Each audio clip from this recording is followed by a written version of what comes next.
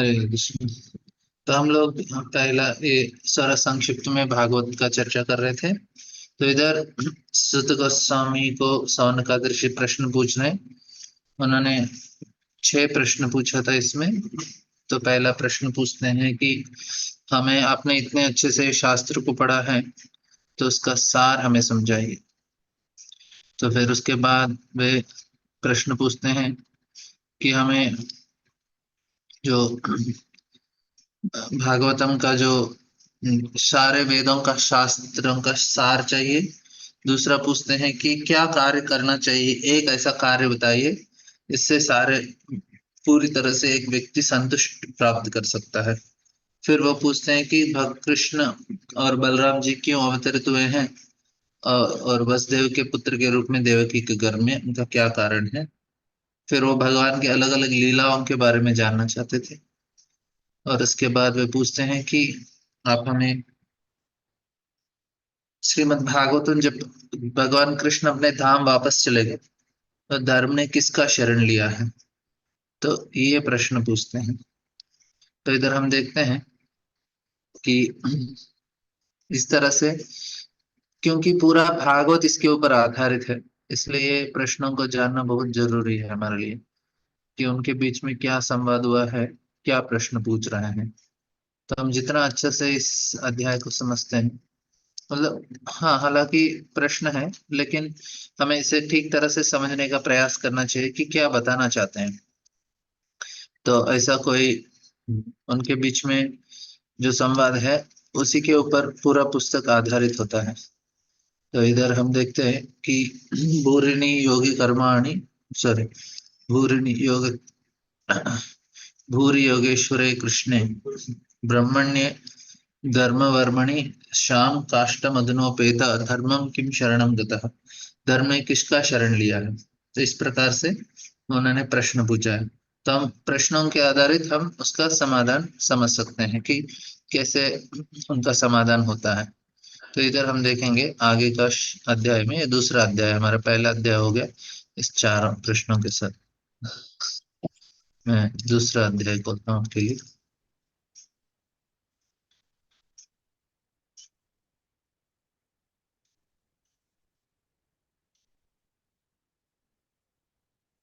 आपका दूसरा अध्याय दिखाई दे रहा है ना।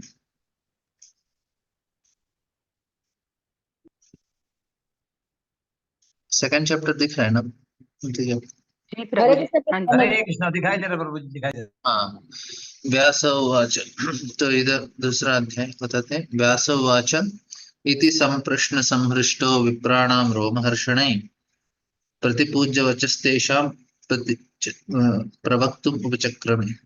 तो व्यासदेव उधर बता रहे हैं, जब सूत गोस्वामी जो रोमहर्षण सूत के पुत्र हैं, उनको उग्रश्य और सूत बोलते हैं, उन्होंने जब ये प्रश्न सुना है वो बोलते हैं इति संपृष्ट संप्रश्न। तो बहुत प्रसन्न हो गए इन प्रश्नों की वजह से। विप्राणाम रोमहर्षणे प्रति पूज्य वचस्तेचा प्रवक्तुम चक्र में। फिर उन्होंने उनको धन्यवाद दिया और उन्होंने उसका समाधान दिया। देखिए इधर अच्छा विषय क्या है कि प्रश्न किस प्रकार से पूछे जाते हैं उस प्रकार से समाधान होता है। अभी ये लोग प्रश्न पूछते हैं कैसे पैसे कमाना चाहिए, कैसे अपना जीवन में अच्छा नाम कमाना चाहिए, कुछ भी प्रश्न पूछ सकते थे। लेकिन उन्होंने ऐसा नहीं प्रश्न पूछा। उन्होंने क्या पूछा कि क्या करने से हमें पूरी तरह से संतुष्टि मिलेगी, वेदों का सार क्या है, भगवान का अवतरण का क्या कारण है, और उन्होंने क्या क्या लीला किया है, और भगवान के अलग अलग पुरुषावतार लीला अवतार के बारे में बताइए। और जब भगवान अपने धाम चले गए तो धर्म ने किसका शरण लिया। तो उन्होंने प्रश्न भी इस प्रकार के पूछे हैं। तो उसका जो समाधान है वो बहुत ही सभी को अच्छे करने वाले हैं। इसलिए सुत गोस्वामी उनको उनका प्रशंसा करते हैं। वे बोलते हैं सुत वाच, पहले समाधान देने से पहले अपने गुरु को याद करते हैं। यम प्रवर्जन्तनुपेतमपि कृत्यम द्वैपायनो विरह कातरज आजुहावा पुत्रेति तन्मयतयो तरवो विनेदुस् तम सर्वभूतमदयं मुनिमानतोस्मि। तो फिर इधर क्या करते हैं, अपने गुरु का गुणगान करते हैं। तो हम जब भी कोई कार्य कर रहे हैं तो अपने गुरु को याद करना चाहिए, तब जाके हम उस कार्य को सही तरह से कर सकते हैं। नहीं तो लोग करते हैं लेकिन अपने हिसाब से अ, हम लोग कोई भी कार्य कर रहे हैं तो गुरु को स्मरण करना चाहिए और कृष्ण को स्मरण करना चाहिए, तब जाके हम उस कार्य में सफलता प्राप्त कर सकते हैं। नहीं तो वो कार्य हो रहा है लेकिन उसमें हमको सही तरह से सफल मतलब अहंकार आ जाता है। हालांकि गुरु के द्वारा ही होता है कार्य, कृष्ण की कृपा से ही होता है, लेकिन हम समझ नहीं पाते और हमारे अहंकार हमको रोक के रखता है। इसलिए हमें अ, सही तरह से हम्म, इसको समझना चाहिए, गुरु का कृपा से होता है। और इधर हर जगह हम देखेंगे कि सारे जो ऋषि मुनि लोग हैं वो भी अपने गुरु का स्मरण कर रहे हैं। तो हमें भी समझना चाहिए, अरे इतने बड़े लोग, सुत गोस्वामी तो पूरा भागवत बोले हैं, सुखदेव गोस्वामी भी अपने कृष्ण गुरु को याद करते हैं, क्योंकि कोई भी चीज ऐसे आसानी से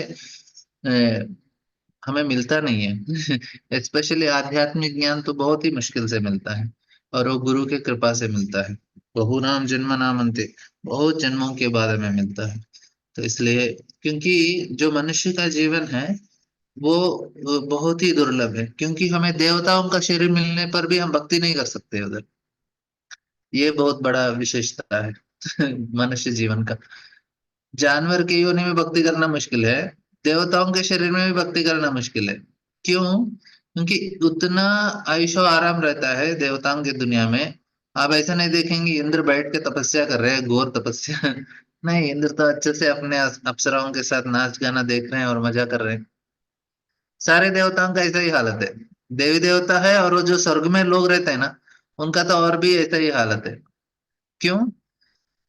क्योंकि वो जगह ही ऐसा बनाया है।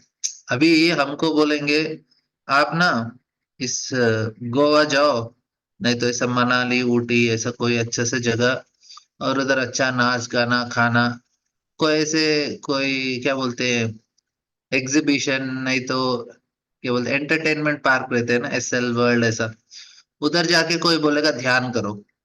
बोले उधर कैसे ध्यान कर सकता है कोई? वो थोड़ी ध्यान करने का जगह है, वो तो मजे करने का जगह है। कोई पार्टी में जा रहा है, अच्छे से मजा करने का एरिया है, उधर कोई ध्यान नहीं कर सकता। कितना भी कोई बहुत ही हम्म, बहुत ही डिटैच व्यक्ति हो, उसके लिए हो सकता है, लेकिन नॉर्मल व्यक्ति को उधर हो नहीं पाएगा, क्योंकि वो इतना सुख सुविधा है उधर, तो लोगों का मन नहीं लगेगा ध्यान करने के लिए। तो इसलिए जनलोक महरलोक तपलोक जो ऊपर के ग्रह है, जनलोक के ऊपर, उनके लिए ठीक है जो लोग इधर से चले गए, लेकिन जो स्वर्गलोक पहुंचते हैं उनके लिए भी इसलिए देवता लोग, अब पांचवें स्कंद भागवत में देखेंगे देवता प्रार्थना कर रहे हैं कि हमें पृथ्वी में जन्म चाहिए। क्यों? वो भी भारतवर्ष में जन्म चाहिए। क्यों? इधर भक्ति कर सकते हैं, फिर क्या फायदा? हम शाश्वत रूप से इस भौतिक संसार से छुटकारा प्राप्त कर सकते हैं, जो देवताओं को भी संभव नहीं है। हम लोग गलती से स्वर्गलोक चले गए अभी, क्योंकि स्वर्गलोक का जो समय है ना, बहुत हजारों साल समय होता है उधर, थोड़ा छोटा नहीं होता है। हम लोग गलती से उधर चले गए तो इधर हरे कृष्ण मोमेंट रहेगा ही नहीं, क्योंकि प्रभुपाद जी बोलते हैं 10,000 साल तक ही रहेगा। कलयुग का जो बहुत 4,32,000 सालों में से सिर्फ 10,000 साल ही कलयुग का, इसमें चैतन्य महाप्रभु का जो मोमेंट है वो चलेगा। उसके बाद नहीं रहेगा, घोर कलयुग आ जाएगा उसके बाद पता नहीं और क्या घोर होगा, लेकिन बहुत घोर कलयुग आने वाला है। तो फिर हमें चाहिए कि इसी समय अपना जो बिजनेस से खत्म करके हम भी भगवत धाम चले जाएं, नहीं तो बहुत मुश्किल होने वाला है। तो ये इतना दुर्लभ है हमारे लिए इस ज्ञान को प्राप्त करना। हालांकि हमको आराम से अपने घर में बैठे बैठे मिल रहा है, और क्योंकि घर बैठे बैठे हमको बहुत सारा चीज मिल जाता है कलयुग में, जितना हमको ज्ञान मिल रहा है, जो ऋषि मुनि लोग इतना कष्ट करके सब कुछ अपना जीवन त्याग करके निछावर करके तपस्या करके तब जाके उनको जो ज्ञान प्राप्त हो रहा है, हमें घर बैठे बैठे मिल रहा है आराम से भागवत पढ़ रहे हैं, उनको भागवतम के लिए नैमिषारण्य जाना पड़ा, तो तब जाके उधर इतना दिन बैठ के इतना ध्यान से प्रश्न पूछ के सब कुछ करने के बाद मिल रहा है। हमको तो घर से बाहर निकलने का नहीं। जो लैपटॉप में जो मोबाइल में बाकी सब कुछ देखते देखते देखते बीच में 6 बजे तक आराम से कुछ और देखो, फिर 6 बजे भागवतम खोल दो, भागवतम आ गया। तो ऐसा, और वो भी मुश्किल हो जाता है कभी कभी लोग बोलेंगे भागवत तो चलता रहता है, जीवन भर पड़ा है, कभी भी कर सकते हैं, अभी थोड़ा मनोरंजन कर लेंगे। तो इस प्रकार से लोग इसको, इसका महत्व नहीं जानते। लेकिन ये बहुत महत्वपूर्ण चीज है कि हमें सही तरह से समझना चाहिए, और उसको और उसको हम लोग पालन भी करना चाहिए, क्योंकि ये बहुत बड़ा अच्छा मौका है हमारे लिए, भगवान का भक्ति करना इस तरह से सभी से होगा नहीं है। तो इधर यम प्रवचन अनुपेत अपेत कृतम द्वैपायनो विरह कातराजः। तो क्या हुआ कि जब सूत गोस्वामी अपने गुरु सुखदेव गोस्वामी का स्मरण कर रहे हैं, तो स्मरण क्या कर रहे हो, वो बोल रहे अरे ये तो सभी के हृदय के अंदर परमात्मा के रूप में प्रवेश कर सकते हैं, इतने शक्तिशाली हैं।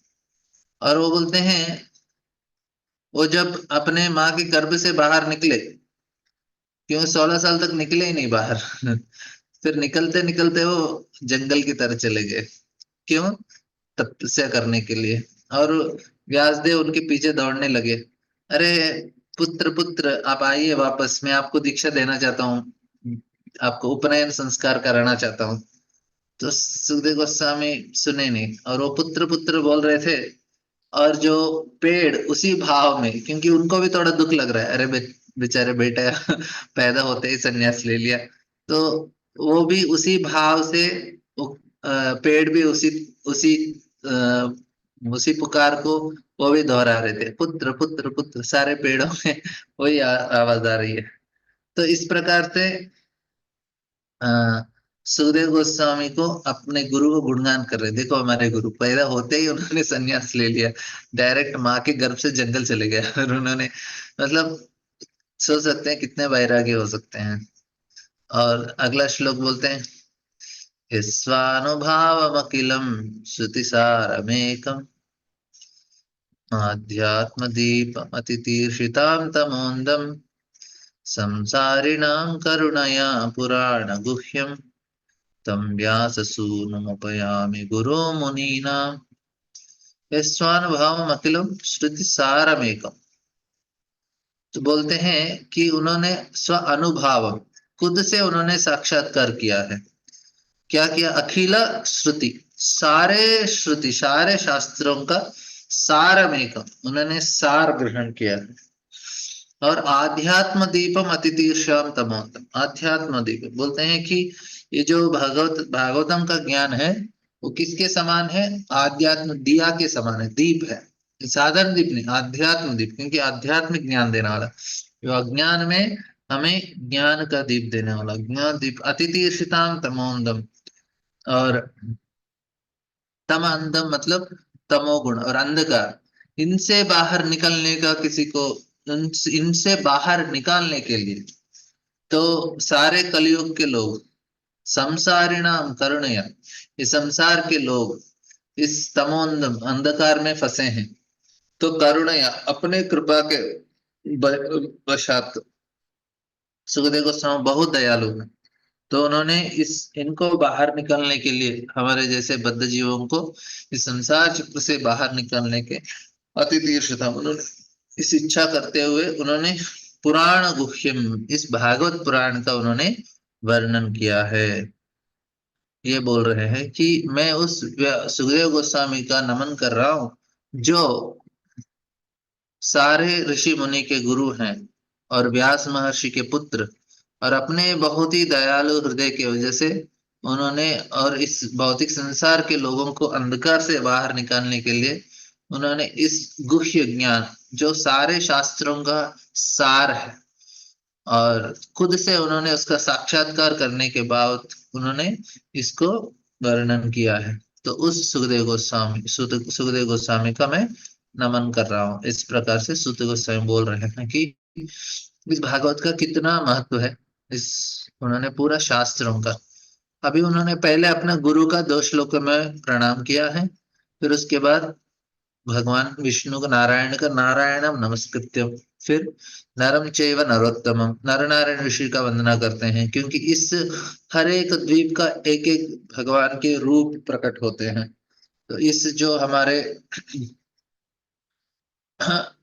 इसको हम बोलते हैं भरत खंड, बोलते हैं भरत वर्ष, बोलते हैं भरत वर्ष में नारायण ऋषि का होता है, फिर इलावर्तोष होता है, और फिर किम पुरुष वर्ष होता है, फिर ऐसे अलग अलग वर्ष होते हैं। अलग अलग वर्षों में अलग अलग भगवान के रूप को पूजा जाता है। तो इस भरत वर्ष में नारायण ऋषि को पूजा जाता है, इसलिए वे नारायण ऋषि का बद्रिकाश्रम में जो रहने वाले भगवान है उनका वंदना करते हैं। फिर देवीं सरस्वती, फिर सरस्वती माता का वंदना करते हैं। व्यास देव का वंदना करते हैं।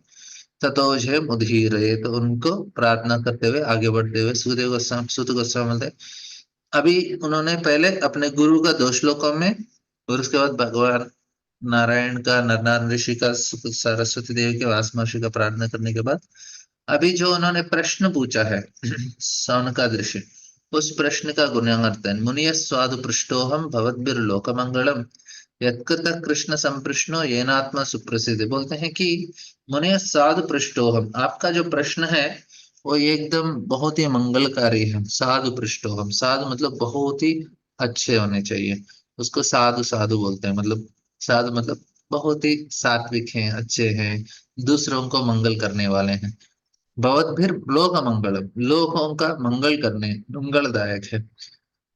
यत्कृत कृष्ण संप्रश्नो, क्योंकि आपके जो प्रश्न है वो कृष्ण के संबंधित है। ये न आत्मा सुप्रसिद्ध, जिसे सुनने से, जिसका समाधान से, ये न आत्मा सुप्रसिद्ध थी, आत्मा पूरी तरह से संतुष्ट हो जाता है।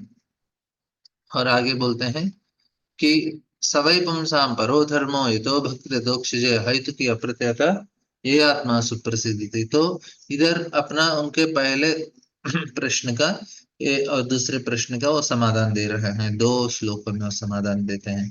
ये सबसे महत्वपूर्ण श्लोक है भागवतम का, क्योंकि पूरा भागवत इसी ज्ञान को, इसी धर्म को बताने का प्रयास कर रहा है। तो हमने पहले दूसरे श्लोक में देखा था किस प्रकार से धर्म प्रोज्जित कैटवोत्तर परमो निर्मत्सराणाम सुदम वेद्यम वास्तवमत्र सौदम तापत्रयोन्मूलनम श्रीमद्भागवते महामनिकृते किंवा परैरीश्वर सद्यो हृदयवदते अत्र कृतभि शुश्रूषु विस्तक्षणा। उस श्लोक में हमने देखा कि धर्म प्रोज्जित, सारे जो धर्म है, धर्म के नाम पे जो चलने वाले चल धर्म कप, जो चल धर्म होता है, और क्या बोलते हैं, अधर्म होता है, ऐसे बहुत सारे वैरायटी वैरायटी धर्म होते हैं, तो उपधर्म होते हैं। तो ये सारे धर्मों को हटाकर सबसे ऊंचा धर्म को स्थापित करने का जो लक्ष्य है भागवतम का है। तो इसलिए, और उसमें वास्तव वस्तु के बारे में बताया गया है भागवतम में, ऐसे कुछ भी, क्योंकि बहुत सारा पुस्तक है, बहुत सारा ज्ञान है इस दुनिया में। पुस्तकों का क्या कमी है, ज्ञान का क्या कमी है, और उसको देख, ज्ञान को बताने वालों का क्या कमी है, बहुत सारा चीज है इसमें। और अलग अलग चीज लोग पालन करते हैं, अलग अलग उससे फायदा भी होता है, और लोग कुछ चीज प्राप्त करने के लिए इस प्रकार का ज्ञान प्राप्त करते हैं, उन चीजों को प्राप्त किया भी जाता है। अभी यूट्यूब में लोग क्यों जाते हैं, गूगल में क्यों जाते हैं, लोग कुछ ज्ञान प्राप्त करना चाहते हैं। और बहुत सारा ऐसे एडवर्टाइजमेंट आते हैं, करोड़ों रुपए कमा सकते हो, अमीर बन सकते हो, आनंद प्राप्त कर सकते हो, घूम सकते हो, मजा कर सकते हो, ये कर सकते हो, वो कर सकते हैं। तो सारा चीज लोग करते हैं और उसको प्राप्त भी करते हैं। लेकिन लेकिन आपको आत्मा को संतुष्ट करना है तो ये सारा चीज काम नहीं करेगा। ये चीज आपको चाहिए, आत्मा को संतुष्ट करना है। देखिए, जो व्यक्ति देहात्म बुद्धि में है, देहात्म बुद्धि मतलब मैं अपना शरीर और मन सोच रहा हूँ, पूरा कार्य मैं अपने शरीर के लिए करूंगा। मैं अभी खाता हूँ, सुबह शरीर के लिए खा रहा हूँ, नहाता हूँ शरीर के लिए हो रहा है, और सोता हूँ शरीर के लिए हो रहा है।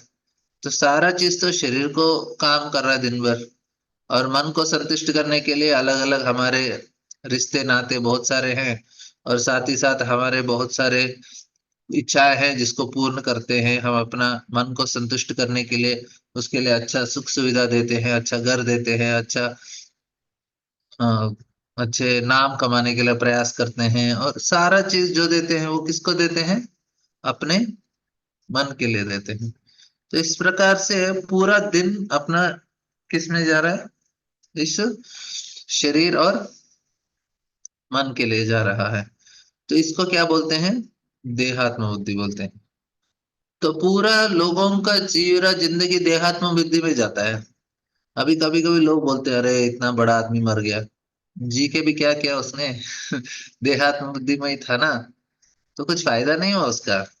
हम लोग दुखी होते हैं कोई अपना शरीर छोड़ने से, क्योंकि अरे इतना अच्छा कीमती मनुष्य का शरीर मिला, बेचारे ने कभी भगवान का स्मरण ही नहीं किया, भक्ति कर सकता था, अभी पता नहीं कौन सा योनि में जन्म लेगा, कहाँ भक्त का संग मिलेगा, वो जानवर का शरीर में गया कहाँ गया पता ही नहीं है।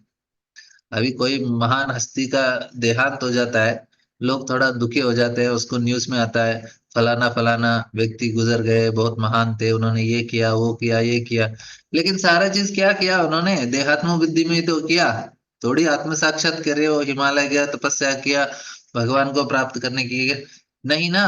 तो जी के भी उन्होंने ज्यादा कुछ नहीं किया, ऐसे बाहरी रूप से तो दिखेगा आपको कि उन्होंने बहुत बड़ा कार्य किया है, लेकिन देहात्म बुद्धि में ही है। अभी किसी को भारत रत्न मिल रहा है तो भारत रत्न क्यों दिया उसको, वो सोच रहा है कि मैं देश का व्यक्ति हूँ। देश का व्यक्ति मतलब ये शरीर इस देश का है, आत्मा थोड़ी है। आत्मा तो आपके पिछले जन्म में कौन सा देश में पैदा हुआ आपको पता नहीं, उससे पहले कौन सा जन्म हुआ आपको पता नहीं है। तो मतलब इस जन्म में इस शरीर में हम लोग इधर पैदा हुए, इसलिए सोच रहे हैं मैं देश का हूँ। तो इसे क्या बोलते हैं, देहात्म बुद्धि को बोलते हैं। तो पूरा जीवन भर आपने देखा तो उसने अपना शरीर अपना जीवन आपने बिताया, तो बहुत बड़ा चीज नहीं है वो, भागवतम के अनुसार। अब मैं ऐसा बोलूंगा तो लोग बोलेंगे कि ये तो देशभक्त नहीं है हम देशभक्त का बात नहीं कर रहे इधर, हम बोल रहे हैं कि हम लोग को आध्यात्मिक सोचना चाहिए। हम देश के, ठीक है हम देश के लिए अच्छा कामना करेंगे, और कोई अच्छा कर रहा है तो देश का हम अपनी तरफ से भी उनको हम अच्छे क्या बोलते हैं अपना अच्छा विशेष रहेगा उनके लिए, वो तो है। लेकिन मैं बोल रहा हूँ कि उससे भी ऊपर और एक धर्म है जिसे हमें करना चाहिए, वो ये श्लोक में बता रहा है, सवै पुंसाम परो धर्म। अरे राज धर्म है, देश धर्म है, ये धर्म है, परिवार धर्म है, पुत्र धर्म है, माता पति सब कुछ धर्म होता है, लेकिन सबसे ऊंचा सवै पुंसाम परो धर्म क्या है, इसे जानना चाहिए। इधर लोग फंस जाते हैं, लोग सोचते हैं हम कहाँ, हम तो इतना कर रहे हैं इतना कर रहे हैं, अरे इतना भी करो लेकिन आपने तो अपना मन और शरीर को ले किया ना। अभी मेरा अहंकार इसके साथ जुड़ा हुआ है, इसलिए मैं सोच रही हूँ मेरा है, क्योंकि मैं इस जगह में पैदा हुआ इसलिए मैं सोच रहा हूँ मैं हैदराबादी हूँ, मैं भारतवासी हूँ।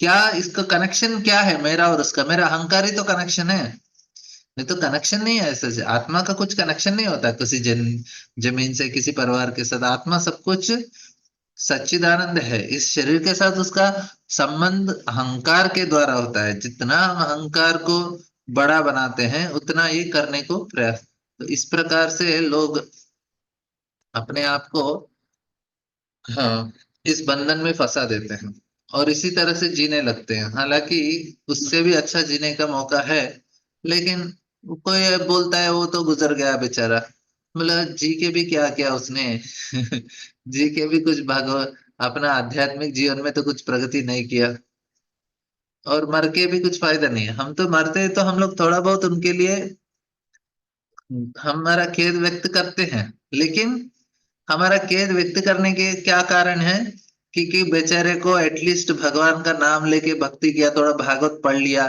थोड़ा देहात्म बुद्धि से बाहर आने का मौका चला गया। कौन सा जन्म आया किसमें आया तो पता नहीं हमको, तो इसलिए हम थोड़ा बहुत उनके लिए चिंता करते हैं, नहीं तो ज्यादा ज्यादा कुछ फायदा नहीं है। ऐसे भी जी के भी कुछ फायदा नहीं है, लोग मर के भी कुछ फायदा नहीं है। और कुछ लोग मर, क्योंकि ये ऐसा हम लोग एक कहानी सुनते हैं ना कि एक बहुत बड़े ऋषि आते हैं, तो एक ब्रह्मचारी को देखते हैं, बहुत तपस्या कर रहे हैं बेचारा ब्रह्मचारी, वो बोलते तुम ज्यादा जियो मत तो बोलते हैं माँ जीवा, तो तुरंत आप चले जाओ। तो उसका शिष्य से देखते हैं, फिर वो जाते हैं, एक कसाई वाला रहता है, कसाई जानवर काट रहा है, वो बोल रहा है तुम जियो मत और मरो मत। और फिर राजकुमार को देखते हैं, वो बोलते हैं तुम मरो मत, जीते रहो। तो फिर ऋषि को देखते हैं और एक, सॉरी, एक अच्छे भागवत, एक अच्छे महान भक्त को देखते हैं और बोलते हैं आप जियो या मरो, कुछ प्रॉब्लम नहीं है। तो फिर उनको शिष्य पूछते हैं अरे आपने अलग अलग लोगों को अलग अलग आशीर्वाद क्यों दिया? बोलते आप ब्रह्मचारी को बोला आप जियो, माँ जियो, आपने बोला उसको जियो मत।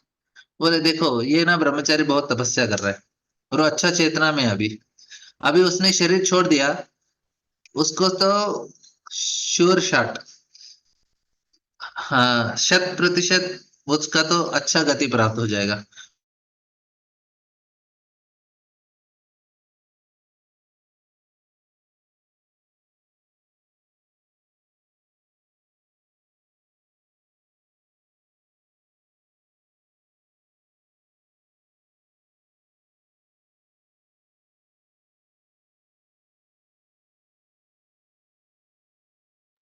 हरे कृष्ण प्रभु जी।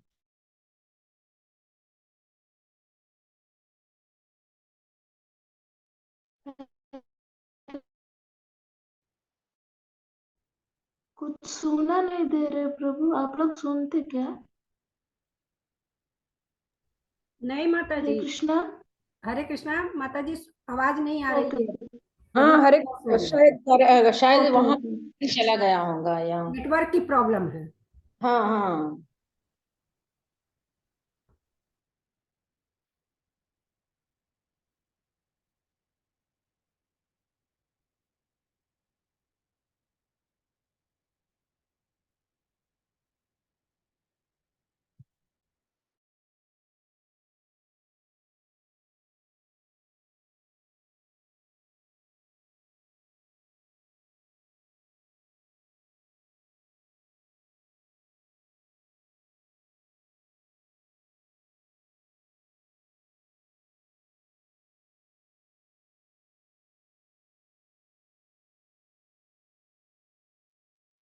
हरे कृष्णा।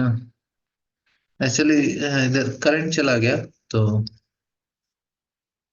पता नहीं कितना देर हमारा काम करेगा। तो मैं क्या बता रहा कि किस प्रकार से जब ये साधु ने उनको आशीर्वाद दिया कि आप जियो मत मरो मत, क्योंकि अभी जीते जीते ही आपका जो हालत है, आप इतने बुरे कार्य कर रहे हैं, तो एक तरह से नारकीय जीवन, नरक में जी रहे हैं।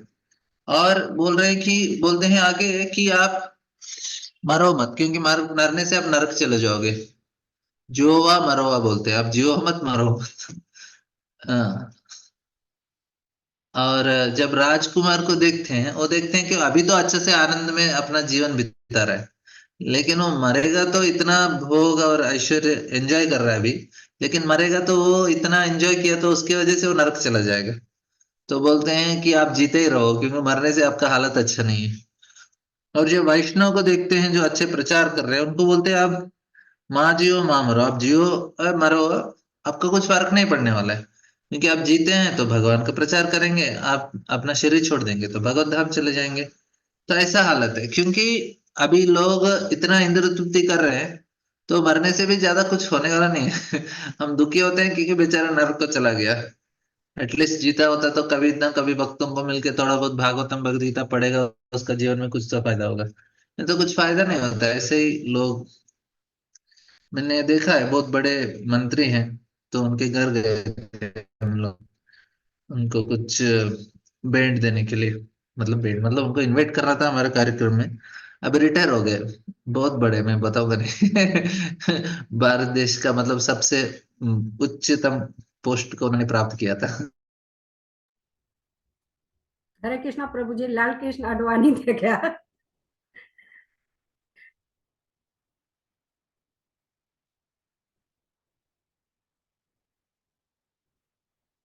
हरे कृष्ण।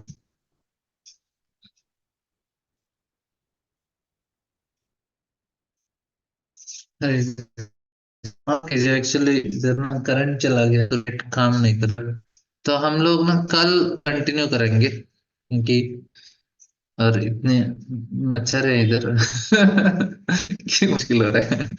ठीक है, माफ कीजिए, बहुत बहुत धन्यवाद। आज के लिए इधर समाप्त करेंगे। हरे कृष्ण। हरे कृष्णा हरे प्रभु जी। कृष्णा प्रभु जी, हरे कृष्ण, हरे कृष्ण प्रभु जी। हरे कृष्ण। हरे कृष्ण। हरे कृष्णा प्रभु जी। प्रभु जी ऐसे ही बोल सकते ना, सिर्फ कंटिन्यू। हाँ मतलब, लेकिन इधर ना मच्छर बोलने नहीं दे रहे। ओके ओके ओके, हरे करंट चल कृष्ण, दंडवत प्रणाम, थैंक यू वेरी मच। हरे हालत कृष्ण। खराब कर। हरे कृष्ण।